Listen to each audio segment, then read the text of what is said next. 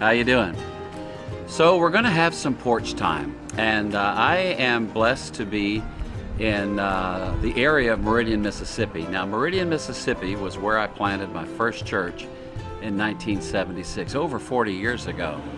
But we're here at the home of Steve and Michelle Gilbert, good friends, and was such an important part of the church back in those days. And they live in a little community called, are you ready for this? Sukalina. Yeah. You know, I live in a community called Cornerstone. How cool would it be to have that changed to Sukalina? Just got a nice ring to it. But one of the things that I love about out here in the country where I'm at is they've got a front porch and a back porch that are just awesome. In fact, on the back porch, we saw deer last night, and they've got chickens. It's just a beautiful, beautiful place. And it reminded me of the importance of taking a time out, a time out, a kind of a mini mental sabbatical, if I might say that, because there's so much that we're being inundated in our world today. I mean, when you think about the news, when you think about social media, and you think about billboards, commercials on TV. My wife hates commercials. That's why she loves the DVR, don't you know? Because you can fast forward through the commercials. But we're being inundated with so many things. And, there's times when we just need to take, like the book of Psalms talks about, that Selah moment, that pause, and just rest and meditate on different types of things. And so I thought about a passage of Scripture. This is found in Philippians chapter 4.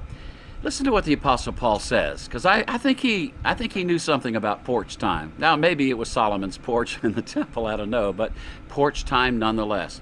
Here's what he writes. Finally, brethren, whatever things are true, whatever things are noble, whatever things are just, whatever things are pure, whatever things are lovely, whatever things are of good report, if there is any virtue, and if there is anything praiseworthy, meditate on these things. The things which you learned and received and heard and saw in me, these do, and the God of peace will be with you. Who of us doesn't need and want the God of peace to be with us? In the midst of everything that's happening in our world, we need His peace. And so I'd like to encourage you to take some porch time like I'm doing right now. I mean, it's just beautiful out here. What do you normally focus on your mind? Sometimes it's bad news, scandals, problems. They all fill our media and our minds.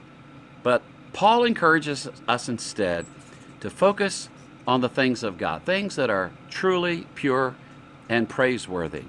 Now, you can't bury your head in the sand and forget or ignore all the bad news that we experience in our world today, but we can change our focus in our balance. And that's what I want to encourage you today on this week's Saturday morning edition of Morning Manna.